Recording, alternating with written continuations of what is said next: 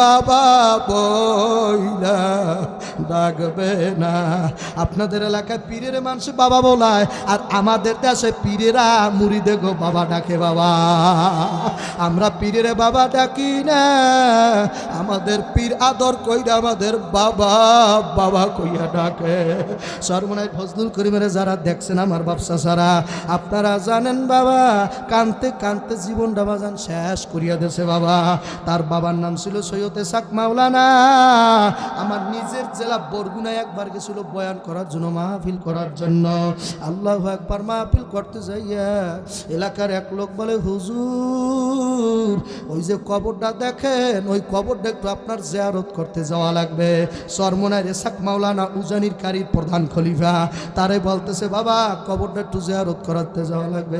ইসহাক মাওলানা কয় না না না, সেন্ডেলাকার সব কবরের দ্বারে যাবো বাবা, ওই কবরটার দ্বারে আমি যাইতে বড় ভয় পাই।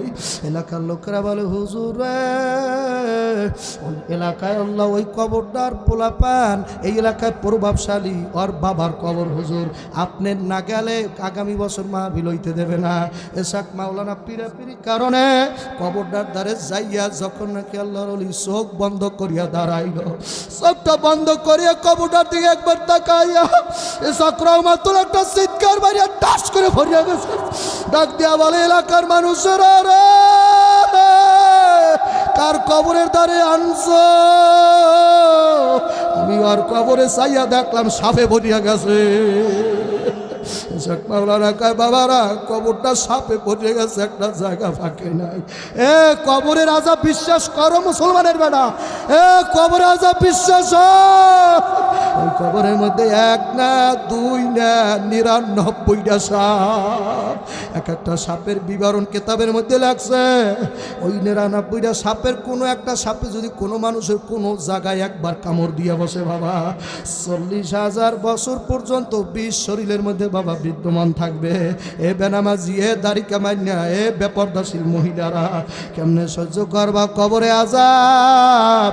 ইসহাক মাওলানার এলাকার লোকেরা বলতেছে, হুজুর রে কবরের মধ্যে আপনি কি দেখছেন তা আপনার বইলা যাওয়া লাগবে। ইসহাক মাওলানা কয়, বাবা কবরটার দিকে যখন আমি তাকাইলাম, কবরটার দিকে আমি তাকাইয়া দেখি লাশটা শোয়া নাই, লাশটা বইয়া রইছে, লাশটা বইয়া রইছে। আর জিব্বাটার টাইনা নামে স্থান পর্যন্ত ঝুলাইয়া রাখছে, জিব্বাটা দেরাতের মতো ঝুইলা রইছে। আল্লাহ, এ কবরপুরের যাত্রীরা যারা মারবা কি লইয়া যাবি ওই কবরে? ইসহাক মাওলানা কয়, এলাকার মানুষ তোমরা দেখলে সইতে পারতা না, আমি যা দেখছি বাবা। না পার মানে জিব্বাটা দেয়ার হাতের মতো টাইনা ফেরেশতারা ঝুলাইয়া রাখছে বাবা। কবরটার মধ্যে না পার মানে চেহারাটা শুয়ারের চেহারার মতো হইয়া গেছে বাবা। এ বেনামাজিরা আয়নার সামনে যাইয়া দেখছো চেহারা, তোর চেহারা দুনিয়ায় বসে শুয়ারের দাগ করছে। তুই পরিষ্কার মানুষ, তাও তোর চেহারায় কোনো নূর দেখা যায় না। তোর মতো ছেলের চেহারা যদি পরিষ্কার হয়, লাইট মারবে, আলো ঝিলমিল ঝিলমিল করবে তোর চেহারায়। তোর ফর্সা থাকার পরও তোর চেহারা লইয়া আয়নার সামনে একটু যাইয়া দেখিস, তোর চেহারা তুই দেখিস আর বলিস তোর চেহারা কেমন দেখা যায়। আর কত মানুষ বাবা কালা, চেহারার দিকে চাইলে মনে হয় নূরের লাইট জ্বলে বাবা, হাসি দিলে মনে হয় যে মাওলার আরো শাসে। আল্লাহু আকবার। কত মানুষ কালা তারপরও দামি রে, যেমন বেলাল। আল্লাহর নবী বলে, মেরাজে যাইতে যাইয়ে দেখি আমার সামনে কেরা জানি টক টক করিয়া হাঁটে। জিজ্ঞাসা করলাম, মালিক এখানে তো আমি আইছি, আর কেউ আই নাই, কে আমার সামনে হাঁটে? মাওলায় ডাক দিয়ে বলে, ও নবী গো, আপনি জানেন না আপনার পাগলা সাহাবী বেলালের আমার বড় পছন্দ।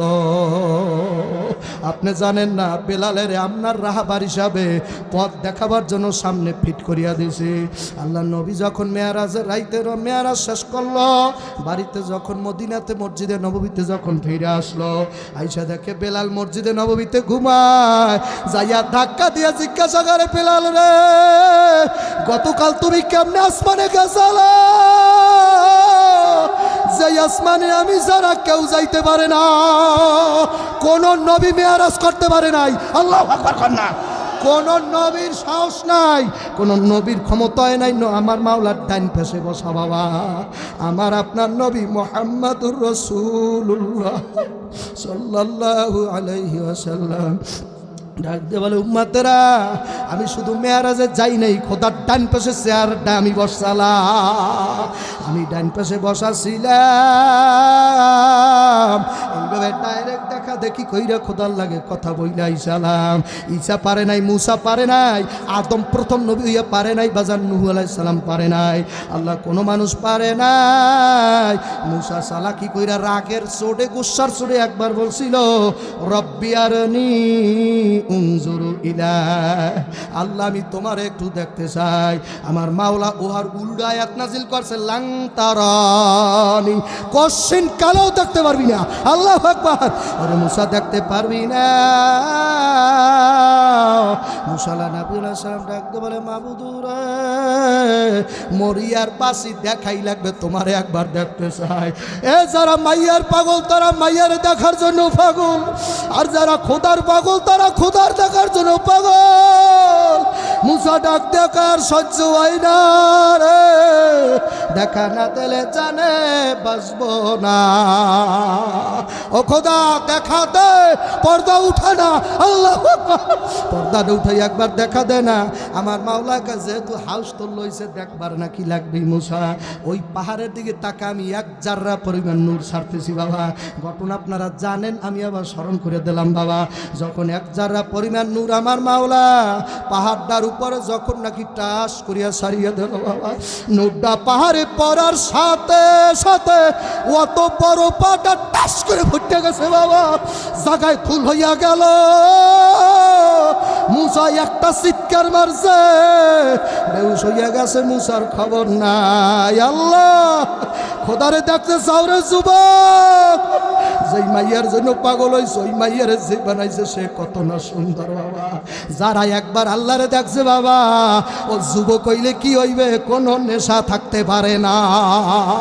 খোদা দেখার এত মজা মুরব্বী রে, একবার সুজে খোদারে দেখছে খোদা লাগে না, যে একবার দয়াল নবীর স্বপ্নে দেখছে তার আর কোনো মজা নাই বাবা। দুনিয়ার মাইয়ের উপর থেকে মজা উঠছে, ছেলের উপর থেকে মজা উঠছে, মেয়ের উপর থেকে মজা উঠছে, দুনিয়ার জায়গা থেকে মজা উঠছে, জমির থেকে মজা উঠে গেছে বাবা, কোনো মজা হয় না। আমার নবীর চেহারা দেখলে জাহান্নামের আগুন হারাম হইয়া যায়। এলাকার মানুষের আমি এখন বয়ান সমাপ্ত করব, আর সামনে যাব না, কষ্ট দিয়া বয়ান করব না।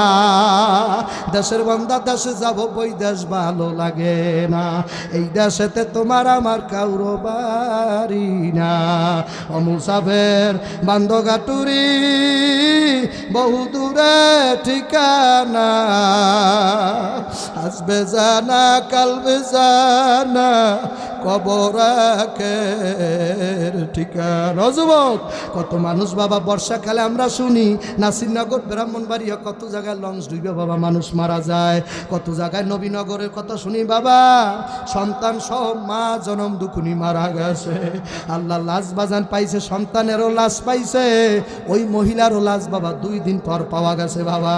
লাশটা পাওয়ার পর দেখা গেছে পুলিশেরা বলছে, হুজুর লাশটা যখন নাকি আমরা দেখলাম, চাইয়া দেখি মাই সন্তানের সারে না,